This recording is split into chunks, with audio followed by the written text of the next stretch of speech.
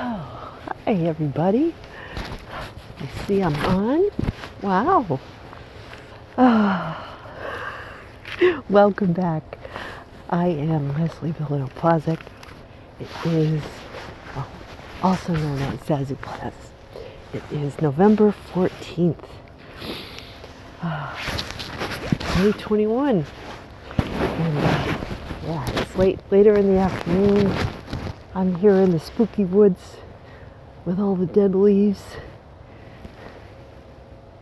There's some boys hanging out, playing hockey, exploring the woods. You know, not my younger boys, like middle school to high school age. This is always my favorite time of year as a kid, to explore the woods, and explore all the things that are normally hidden by all the leaves. You see the bare trees. You see things for what they are.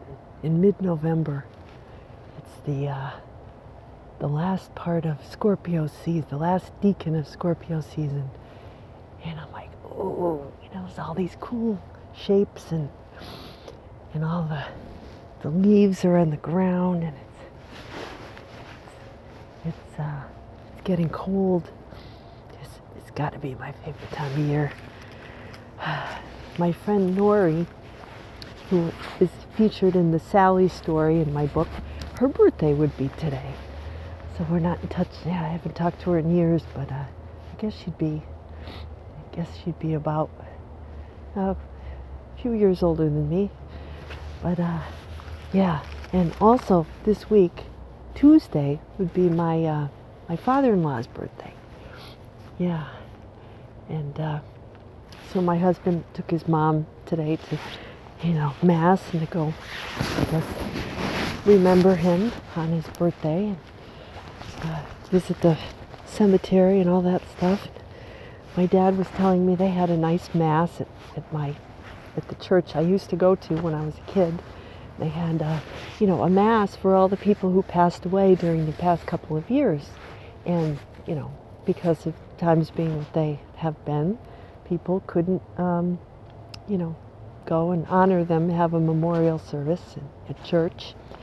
So they're doing it now, and they they had candles and hymns and all that. So this time of year, when I was a kid, I noticed that the readings at church would get very dark toward the end of November, just before Advent season. Advent is, as Catholics, we celebrate like the, leading up to Christmas time, just like Lent leads up to Easter time. So I used to notice that the readings would get a little scary, and when I was a kid, I would pick up on all that scary stuff. And they were a little bit end of timesy, and that was all kind of, that all served to kind of make me want to up my good works, start doing nice things for people and giving more in the collection, and just like making sacrifices and just in case, And as a kid, you think, well, Christmas is coming, so if Santa sees that I'm being a really good girl, then he'll bring me more toys and stuff, books. So, but I couldn't help but feel the heaviness as a kid. I wasn't a grabby, gimme kid. I was more thirsty for knowledge and information, and constantly peppering the adults in my life with questions that led to my getting the nickname Zazoo, like Zazoo Pits. My Mime, my mother's mother, used to get tired of me pestering her all the time. Maintenant, which in French, Canadian, means my little pest. Zazoo Pits. Hey, Zazoo Pits. Because that was her favorite actress from the, years ago. So for those of you who don't know, that's how I got my nickname, Zazoo. And then I married a guy, his family name was Plazzic. So Plazz, Zazoo Plazz. Some people say Plazzic, it's a Polish name, so it's Plazzic. We say Plazzic, or Plazzic. So, yeah, thinking about, several things happened this week. So my friend from Spain that I was talking to weeks ago, like a month ago, I finally took yesterday afternoon and I edited all the pictures from our Spain trip that she said she wanted. The trip we took in 1985 as college kids. I haven't heard from her yet, but I edited all the pictures and I sent them to the photo place near her so she can go pick them up. And I hope she likes them. But if she doesn't want them or whatever, that's fine too. It's just something nice that I thought I would do for a friend. And it makes me happy to work with photos. Anything to do with art, photos, film. It's my escape. Not my escape. Not an escape, really. But I have a strong Neptune. I have Neptune sextile my moon. And I have Sun conjunct Neptune. And all of that serves in my second house in Scorpio. So that all of this serves to make my self-image and my view of life and of myself and my life, it's a little fuzzy. It's kind of like when I take my glasses off. Things are fuzzy. But, there's certain advantages to that. Because when I have my glasses off, I can see little tiny things really well up close. Like when you read those labels on things. So, if you're over like 30, sometimes it's hard to read the little tiny, and they make it like really tiny. So if you're, looking at vitamins or something, you gotta like put it up to your nose to read it. So taking off my glasses, and it kind of makes me feel like I'm winding down for bed because I can't see that well. So for me, all of my other senses are heightened when I, take my glasses off. And conversely, when I used to put my contacts on, I would see things so sharply. I would tend to just be led around by my sense of sight. So I'm enjoying wearing my glasses. I think it makes me feel more scholarly, more, like my childhood self. And less, I don't know, I think they're kind of cool, actually, these glasses.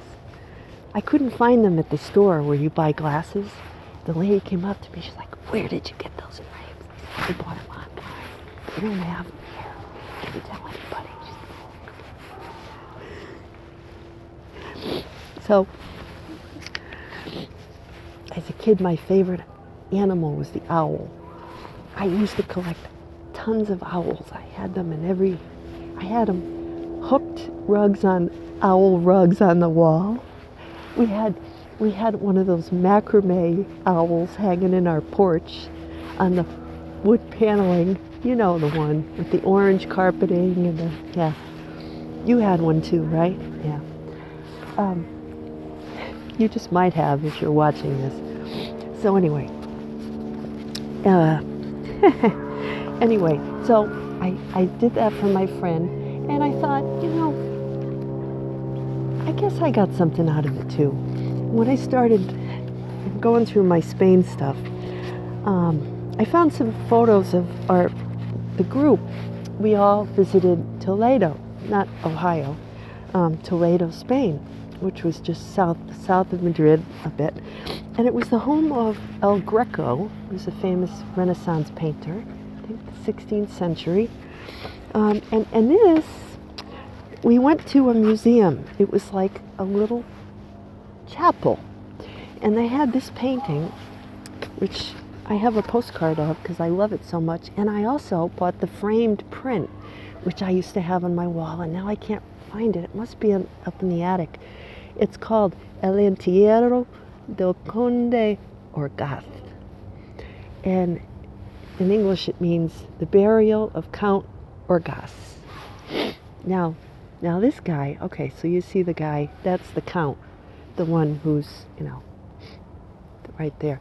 And that's supposed to be St. Stephen and St. Augustine and St. Stephen, who've come down from heaven to bury him. And that's El Greco's son, apparently. And you see all these guys here, and they're all guys. So those were famous people from El Greco's time. Benefactors, people who were important in society, the town council people, the ones who gave him money to paint stuff, right? And then you see all the heavenly hosts and heaven up here, and Jesus and Mary, Joseph, John the Baptist, all the, and it kind of doesn't look like there's much. It's all sort of melded together, and that's why I kind of like it. It's serious. It's a serious painting, but if you really look at it, it's very uplifting. There's not a lot of opposites. It's sort of all mushed together. So I thought that was perfect for today to show because I did some research and I reminded myself of why we went in this chapel, and I was mesmerized. They wouldn't let you take pictures, so which is why I did this, and I bought the rolled up print, and I came home and I framed it, and I would meditate on it. So there's like any art, we do analysis on it. Part of our studies there in Spain were contemporary Spanish art, and so we, but we also studied the classics. El Greco, you go in the museum, the art museum, El Prado, I think it was called. And we'd see a lot of El Greco pieces, and his name literally means the Greek, because I'm not going to talk about that all today, but I was fascinated, by his work, and a lot of it is very dark, but this one wasn't really. And it seemed to me like how you would commission an artist to paint you if you were a king or somebody. So this is kind of like what he did. It's like he had to pay the bills, so he did all these little portraits of these famous people.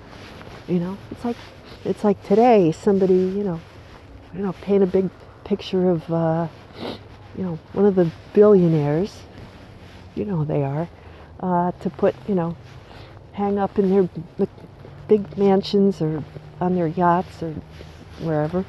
These were the people, the powerful people of his day. And, he had to make a living. He had to put food on his table. So, he'd put them in there, and they would support his art, and promote it. And I started thinking, and that's one of the things that I'm here to learn, I think. And a lot of creative people.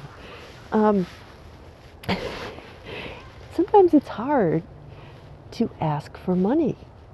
I remember this summer I sold a book to somebody at my mother's memorial lunch, and she asked how much it was, and she had her hand on her checkbook, and I found it hard to say it. It's $12, but I think the more I do it, the more I realize what my books, my stories, what I have to offer has value. It has a definite value. It's uplifting. It's funny. It will change your outlook for the better. And I think laughter makes you, and nostalgia can make you, healthier, because it gives you joy to give thanks for and realize the joy in just living, and the little things. I point out some things that some people don't notice. So there's value in that. There's value in my point of view. Plus the nice pictures, I put nice pictures in my books. So, but yeah, a lot of creative people, we have trouble saying we're worthy of, being supported. Yeah. So the guy whose funeral it is, apparently he gave a lot of money to the church, and he was philanthropic, and so it was just about assured that he was going to go to heaven. Right? This is the 16th century. And but like I did with my friend, what about the idea of giving without expecting a return? And that's always appealed to me too. Sometimes my mom would say, oh, I had so-and-so over, down to the beach cottage, and so-and-so, we took them out for dinner, and I worked all weekend making meals, and, it could be a relative or anybody. And she'd remember down to every last detail what she did for them.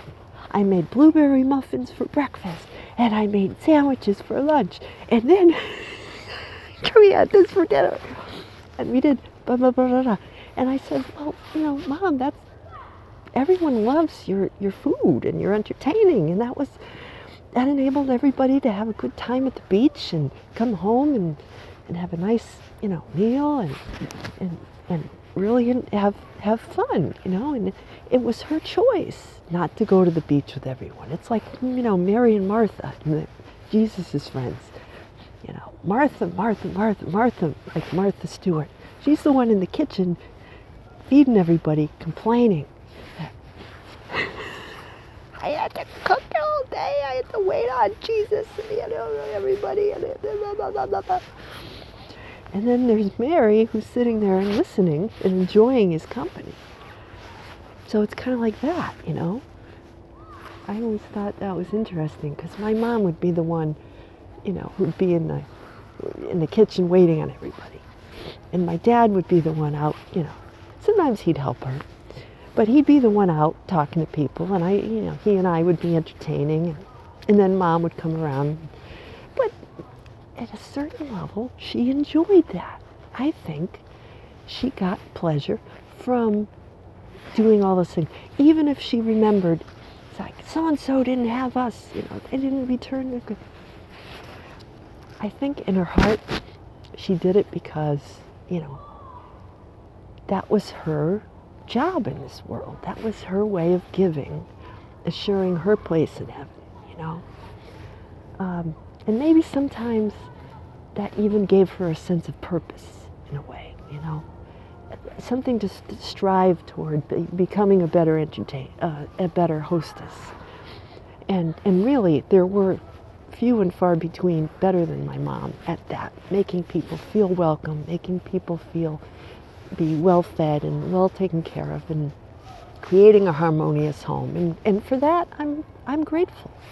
Whether she felt that she was perpetually one-sided in her giving, that was hers to sort out, I've never felt that. Like, sometimes I get people kind of use me because I can go overboard and giving, and then I don't have anything, but I end up, it comes back to me, and I'm fine. But now I'm building a business, and I have to make an income, and that's why I'm working on establishing my value in the marketplace for what I do, and I'm enjoying. I'm looking forward to that because I think that's something I need to do. That's one of my soul's tasks here in this go around. And also a lot of other creative people, they need to be supported. They should be. Whether it's someone who has their own business, their own little mom and pop restaurant, I always like to support those people because they that's their passion, That's what gives them joy, and they need to survive because we're down here and it's getting cold, and it's, people have families they need to buy things for, clothes and food and stuff. And then there's a Taurus eclipse this week. Oh, so I've been talking to my dad. It's interesting how my, I get along with my dad really differently now that my mom isn't in the picture. And maybe if some of you have lost a parent and found something similar, it's, it's different. I call him up, and he'll say when it was last that I called him, but he'll say it in a way that, he likes the socialization. He's alone now, and he likes any occasion to talk about anything that he's doing. And a lot of times what he's interested in is, health, maintaining health. He's, starting to, it's like mom and dad in one. It's like he promised her that he was going to, every other week or so, lecture me about, stuff she used to hammer on me, like vitamins. Like, you got to take this thing, it's for your joints, and you got to, this stuff for your eyes, and you got to, and I can't even pronounce this stuff, but he's like, oh, I go to the vitamin store, and they tell me you got to, get this, and it's got stuff that, can I just eat a carrot? No, you got to take, oh my God, please. Because it's boring. It's boring. I don't want to talk about that stuff, But he's lecturing me, and then I talk about the things that excite me, like developing my Zazoo Plazz website and all the things. And he's like, well, maybe you can provide that service for people. You can build them websites. I'm like, no, Dad, that's not it. That's not it. I'm it, Zazoo. It's like spreading wisdom. I'm trying to help people. Like, he doesn't get it. He doesn't get it. So it's like,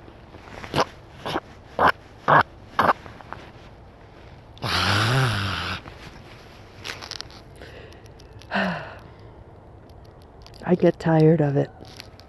However, Dad's always been, just talk about a full moon in Taurus. Jeez, he's a Taurus, I'm a Scorpio. He's shining the light, and moon is nurturing, right? So, big old Dad nurturing. He said, he told me a little story, and this is what I'm going to close with for today. In addition to, I go to church. He was the one, apparently, I would run to if I got hurt or scared about things. So he said, you loved music. He said, when I was a little girl, about 2, he went out and bought me my first little record player that I could play my little records on, my toy records, little ones. He said, you loved it. You could put the needle. He said, I showed you how to put the needle on the record. Put the needle on the record. Pick the needle on the record. Drum beat. Go. No. Anyway. I gotta look up that song. Put the needle on the record. Put the needle on the record. You know that one. So, anyway, I would play my little records. And he said, he said, you got the hang of it. And he said, you would listen to music for hours, and that Alfred Hitchcock Presents kids record. That was my favorite record. I would scare the crap out of myself, turn all the lights off and sit in there in the dark and listen to Alfred Hitchcock. So anyway, he said, you got tired of it being in the same place in your room, and he said you wanted to move it. This is before, wireless technology, right? Tablets and stuff. So he said you unplugged it, you took it, and you went across the room or in another room, and he said you touched the little prongs with your hands. I'm like, we Gen Xers, nobody was watching me. He said you were, said they let us, they gave us beer, they let us, we rode in the car with no car seat, no seat belt, just throw them in there. Yeah. No, he said you were trying to plug the record player in the socket, and he said your little finger must have touched the metal prong as you were placing it in the... Okay, now, this is Gen X, right? This is our experience. There weren't any socket protectors. There weren't any little slide over socket things like we put in for our kids. All those little... We did the whole house over in those little white plastic socket things that you put in so our boys wouldn't touch them when they were crawling. And yeah, go right ahead, kid. Play with the darn socket. So he said, I got a little zap because, I didn't put my finger in the socket, but my finger was touching the metal as that went in. And it gave me a little zap. He said, you came crying over, Daddy. He said, and then you said, it bit me. Daddy, it bit me. He said he cracked up. Because that's how I described getting an electric shock, which is Uranus, right? Uranus is in Taurus. I'm like, Uranus is electricity. So, all right, I'm getting too astrological here. But I never heard that story. I never. And of course I don't remember it because I wasn't even 3. So anyway, it's getting dark. I gotta go. But yeah, so anyway, you gotta watch that Uranus. It might bite you. Okay, until next week. Yeah, gotta get out of the woods.